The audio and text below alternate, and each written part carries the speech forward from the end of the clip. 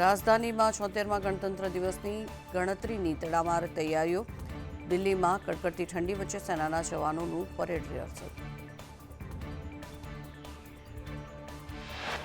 ભારતીય સેનાની મહિલા ટુકડીઓ પર પરેડમાં ભાગ લેશે. સાથે જ સેનાની વિવિધ ટુકડીઓએ કર્તવ્ય પથ પર રિહર્સલ કર્યું.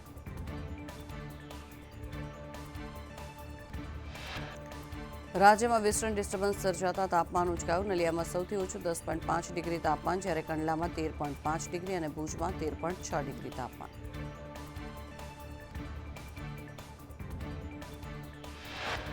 અમદાવાદમાં 17 ડિગ્રી તો ગાંધીનગરમાં 16.7 ડિગ્રી તાપમાન નોંધાયું, જ્યારે રાજકોટમાં 15.2 અને અમરેલીમાં 15.4 ડિગ્રી તાપમાન.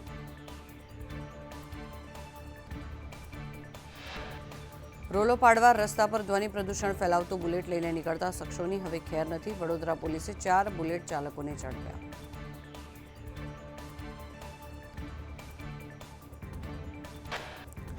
સુરતના સરથાણામાં સ્પાની આડમાં ચાલતું કૂટણખાનું ઝડપાયું. 5 મહિલાઓએ પોલીસને મુક્ત કરાવી. પોલીસે 2 ગ્રાહકોની ધરપકડ કરી.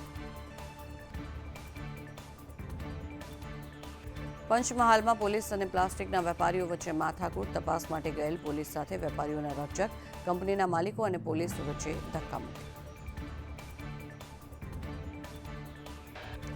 પાટણમાંથી બોગસ તબીબ ઝડપાયો. સમીના વેડ ગામે ડિગ્રી વગર પ્રેક્ટિસ કરતો હતો. મકાન ભાડે રાખીને પ્રેક્ટિસ કરતો હતો.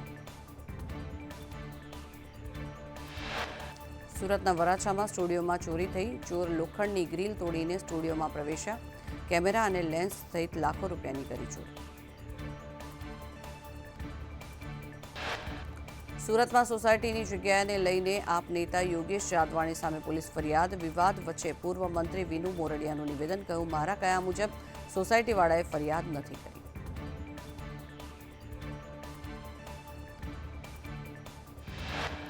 અમદાવાદના વસ્ત્રાલમાં એએમસીના પ્લોટમાં શાક માર્કેટ બનાવવાના નિર્ણયનો વિરોધ. શાક માર્કેટથી ન્યુસન્સ થશે તેવો સ્થાનિકોમાં ભય.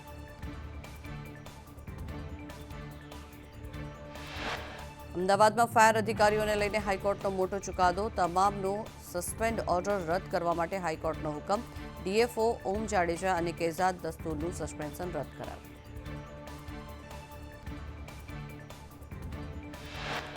23 અને 24 જાન્યુઆરીએ કેન્દ્રીય ગૃહમંત્રી અમિત શાહ ફરી આવશે ગુજરાત. શાહના હસ્તે જીએમડીમાં હિન્દુ આધ્યાત્મિક અને સેવા મેળાનું લોકાર્પણ થશે.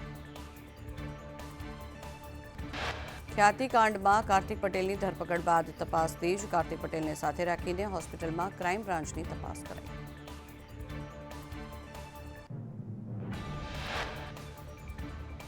લેટરકાંડમાં તપાસ અર્થે એસએમસીના ડીઆઈજી નિર્લિપ્ત રાય પહોંચ્યા અમરેલી. પોલીસના રિકન્સ્ટ્રક્શન પંચનામા સ્થળની વિઝિટ કરી. પાયલ ગોટી અને કિશોર કાનપરિયા અને એલસીબી સાયબર ક્રાઇમ અધિકારીના નિવેદન લેવાયા.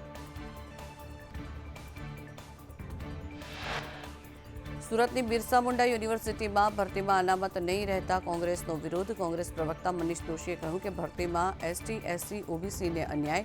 મુદ્દો વિધાનસભામાં ઉઠાવવાની ચીમકી.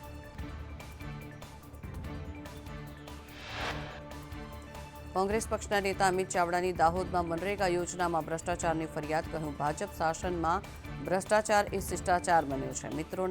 મંત્રીના વિસ્તાર દેવગઢ બારિયાના લોકો અહીં આવ્યા છે.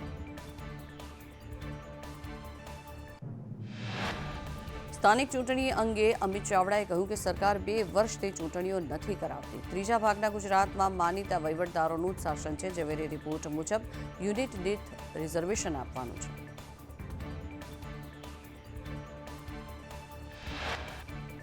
સરકારે એના બદલે રાજ્યમાં 27% અનામત આપી. સરકારની પોલ ન ખુલે એ માટે રિપોર્ટ જાહેર નથી કરતા. અમે સમગ્ર મામલે મુખ્યમંત્રીને રજૂઆત કરી છે.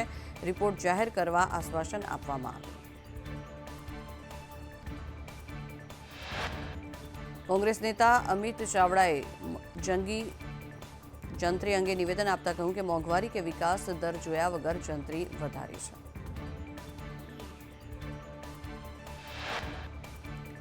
ખરીદનાર વ્યક્તિની જંત્રીનો વધારો કમર તોડી નાખશે. 2011માં દર વર્ષે ભાવ વધારો કરાશે તેવું કહ્યું હતું. 2023માં અચાનક જંત્રીનો તોતિંગ વધારો કરવામાં આવ્યો.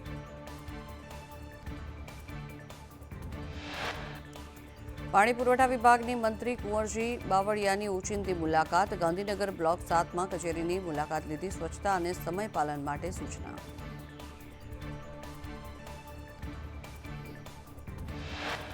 દિલ્હી ચૂંટણીમાં બીજેપીના ચૂંટણી વચનોને લઈને સુરતમાં વિરોધ પ્રદર્શન. બહેનોને દર મહિને 2500 રૂપિયાની જાહેરાત સામે વિરોધ. સુરત આપની મહિલા નેતાઓએ કહ્યું કે અમને કશું જ મળ્યું નથી.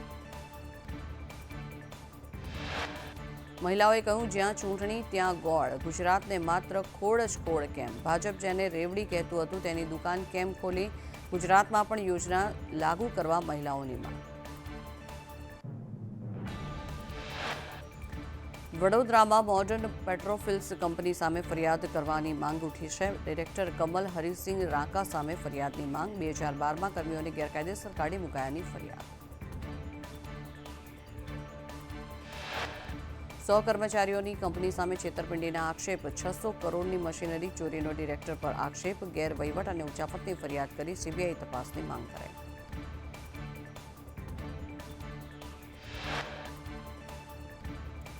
ડાકોર મંદિરને લઈને કલેક્ટરને પત્ર લખી મેનેજર પર ગંભીર આક્ષેપ લગાવવામાં આવ્યા. સેવક વિનોદભાઈએ મેનેજર જેપી દવે પર આક્ષેપ લગાવ્યા.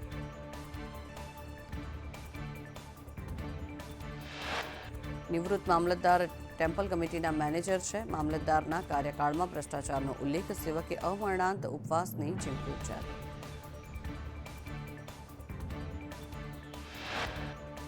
ઉત્તરાયણના દિવસે પરંપરા પણ મેનેજરે તોડાવી. ગાયોનું દાન અને કંસાર ન ખવડાવીને પરંપરા તોડવામાં આવી. સેવકે અમરણાંત ઉપવાસની ચીમકી ઉચ્ચારી. ગુજરાત યુનિવર્સિટીનો પ્રોફેસર પ્રવિન્દર સિંઘ વિદ્યાર્થીઓને માનસિક ત્રાસ આપતો હોવાનું કુલપતિને ફરિયાદ. વિદ્યાર્થીઓએ કુલપતિને 36 પાનાની ફરિયાદ દાખલ કરી. આંકડાશાસ્ત્રના પ્રોફેસર પ્રવિન્દર સિંઘે લેડીઝ રૂમમાં પણ સીસીટીવી લગાવ્યા હતા. સીસીટીવીથી વિદ્યાર્થીઓને જોતા હોવાના આક્ષેપ લગાવ્યા.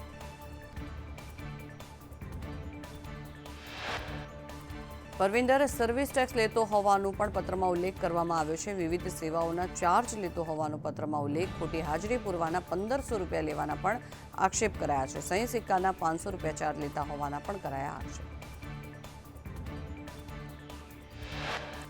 નનામા પત્રથી લાગેલા આક્ષેપ પર પ્રોફેસરનું નિવેદન. કહ્યું મને બદનામ કરવાનું આ કાવતરું છે. આ સરકાર અને યુનિવર્સિટીને બદનામ કરવાનો ખેલ છે. હું ખુદ તપાસ થાય તેવી માંગ કરું છું. અંકલેશ્વરની ઝેડસ લાઈફ સાયન્સ કંપનીમાં આગ લાગી. આગના પગલે ધુમાડાના ગોટે ગોટા નજરે પડ્યા. ફાયરના 3 ટેન્કરે આગ પર કાબૂ મેળવ્યો.